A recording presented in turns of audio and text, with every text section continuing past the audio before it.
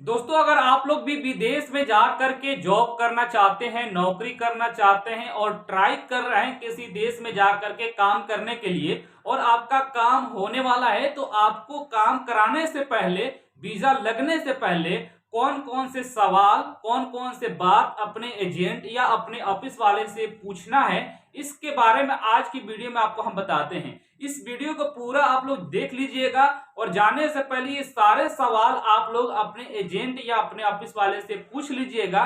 कहीं ऐसा ना हो कि ये कोई सवाल ना पूछे, आपको वीजा मिल जाए और आप जाने के बाद वहां पे फंस जाए, फिर बाद में पता चले कि आपने हमसे पूछा नहीं था, आपने बताया नहीं था, फिर आपके साथ में धोखा हो सकता है। तो चलिए आज की वीडियो को हम स्टार्ट करते हैं। हमारे YouTube चैनल पे अगर आप लोग पहली दफा होंगे तो YouTube चैनल को सब्सक्राइब जरूर कर लीजिएगा, क्योंकि इसी तरीके का इंफॉर्मेटिव वीडियो हमारे YouTube चैनल पे हमेशा आता रहता है। तो मेरे भाई, सबसे पहला सवाल आपको अपने एजेंट से ये करना है कि आप हमें कौन से देश में भेज रहे हैं। मानिए कि आपको बोल रहा है कि हम आपको सऊदी अरब भेज रहे हैं या दुबई भेज रहे हैं या कोई अदर देश का नाम ले रहा है।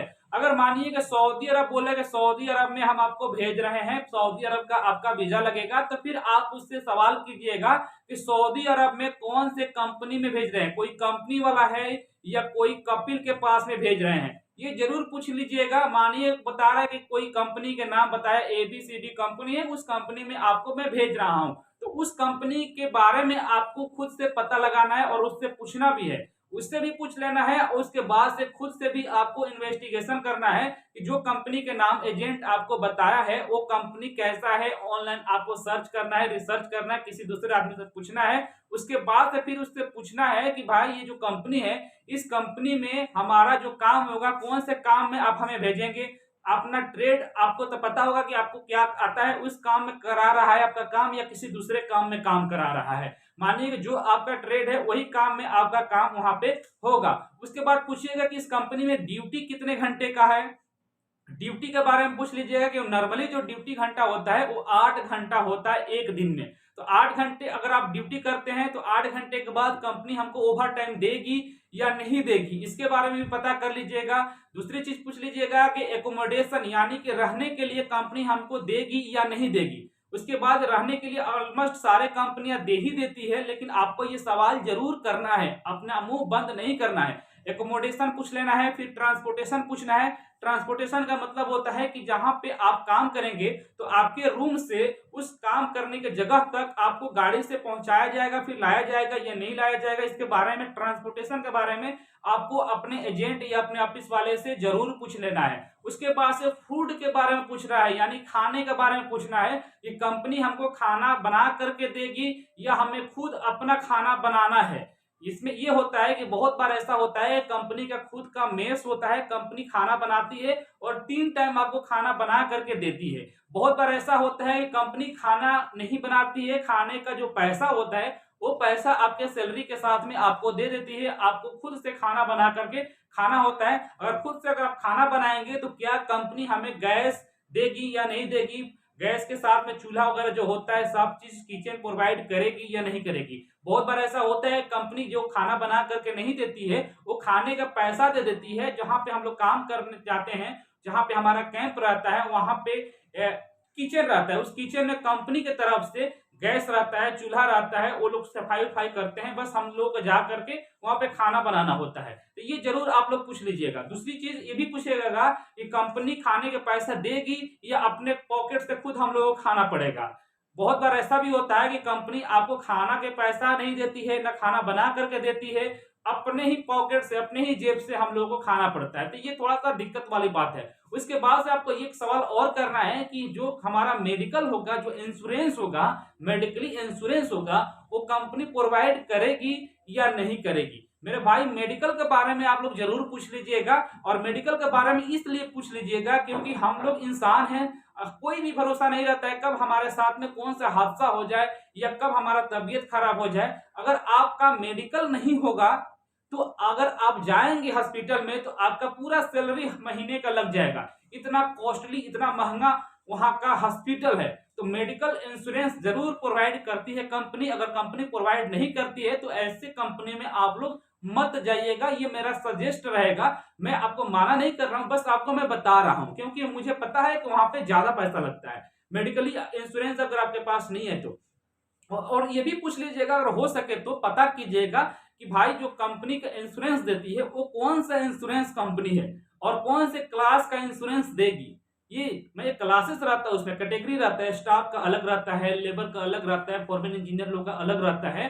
तो कौन सा क्लास के देगी, कितना वहां पे पैसा हमको देना पड़ेगा हॉस्पिटल में जहां पे हम जाकर के अपना इलाज कराएंगे। तो उसके बाद से पता कीजिएगा कि इस महीने जो सैलरी है वो सैलरी कंपनी टाइम पे टाइम देती है या डिले करती है। अगर टाइम पर दे देती है तो अच्छी बात है, होना भी चाहिए। जो उतना भी आदमी काम करने जाता है यहाँ से, वो सारे लोगों का उम्मीद रहता है कि हम 1 महीने काम करेंगे तो हमारा सैलरी मिलेगा। लेकिन अगर वो टाइम पर सैलरी नहीं देगा कंपनी, तो फिर दिक्कत होने लगता है। बहुत बार ऐसा भी होता है कंपनी 2 महीना, 3 महीना, 4 महीना, 5 महीना, 6 महीना डिले कर देती है, सैलरी नहीं देती है सैलरी। बाद में पता चलता है कि ऐसे कंपनी डूब गई या फंस गई। तो ऐसे कंपनी में भी आप लोग मत जाइएगा। जाने से पहले पता जरूर कर लीजिएगा कि कंपनी का सैलरी टाइम पे है या नहीं है। 2 दिन, 4 दिन, 5 दिन, 10 दिन, 1 महीना आगे पीछे चलता रहता है, लेकिन ज्यादा दिन अगर डिले है तो दिक्कत है भाई। मैं सजेस्ट करूंगा कि वहां पे जो कंपनी ज्यादा डिले सैलरी करती है, तो उस कंपनी में काम करने से क्या फायदा है। हम लोग क्यों जाते हैं वहां पे काम करने के लिए?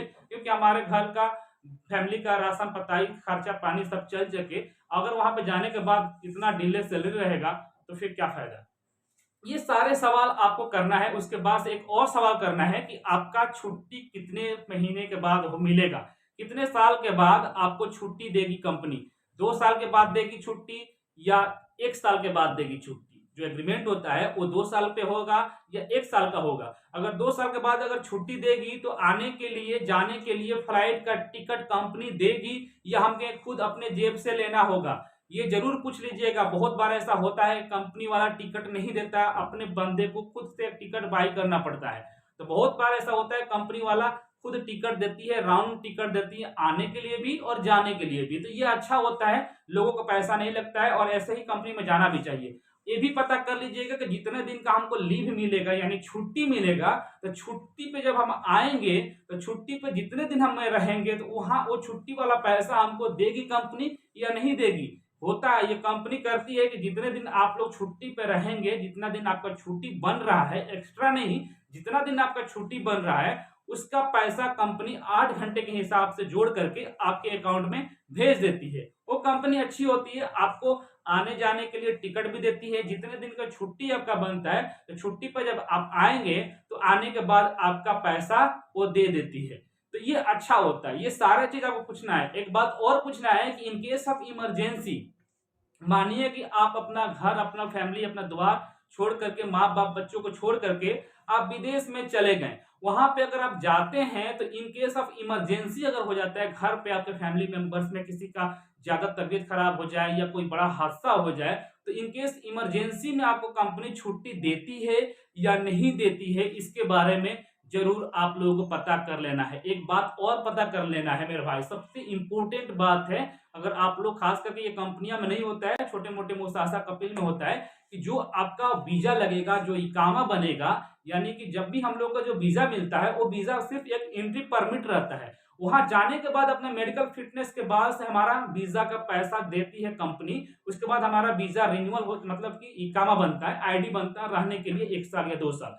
तो जो आईडी बनता है, जो इकामा बनता है, तो इकामा का जो कॉस्ट आएगा वो कंपनी देगी या हमसे खुद पैसा काटेगी हर महीने में। बहुत बार ऐसा होता है, छोटे मोटे मुसासे कपिल के पास अगर आप लोग चले जाएंगे तो मानिए 2000-1700 आपका सैलरी है, तो 1700 सैलरी है, उसके बाद हर महीने में 150 या 100 रियाल उसमें से कट रहा है। भाई किस लिए कट रहा है 200-300 रुपया? तो वो इकामा का पैसा कंपनी काट रही है। फिर वहां पे जाने के बाद फंस जाते हैं। इकामा का मतलब आप आम भाषा में समझिए कि वीजा का पैसा कंपनी काट रही है। तो ऐसा नहीं होना चाहिए, ऐसा नहीं होता है। वही लोग काटते हैं जो छोटे मोटे मुसाफा में जाकर के लोग फंस जाते हैं, ये लोग काटते हैं। तो जितने भी मैंने बात आपको बताया मेरे भाई, ये सारे बात बहुत जरूरी है आपको पूछ लेना अपने एजेंट या अपने ऑफिस वाले से। आप लोग लिख करके रख लीजिएगा 1 बाय 1 कि क्या क्या मैंने बताया। ये सब कुछ अगर आपका कंपनी दे रही है, ये सब चीज मिल रहा है, सिस्टम मिल रहा है तो आप लोग आंख बंद करके जा सकते हैं, आपका काम हो जाएगा। तो आपको कोई तरह का किसी भी तरह का दिक्कत नहीं होगा। अगर आप लोग बिना पूछे बिना सवाल किए अगर जाएंगे तो जाने के बाद आपके साथ में कुछ भी हो सकता है। मानिए कि आप लोग चले गए, इंश्योरेंस नहीं है, तबीयत खराब हो गया, क्या करेंगे? टाइम पर सैलरी ही है लेकिन इंश्योरेंस आपके पास नहीं है, आपका तबीयत खराब हो गया तो पूरा पैसा तो आपको वहीं पर लग जाएगा। मानिए कि आपको यहाँ से बोल दिया कि भाई हमारा खाना का पैसा कंपनी दे देगी, लेकिन वहां पर जाने के बाद कंपनी खाने का पैसा नहीं देती है।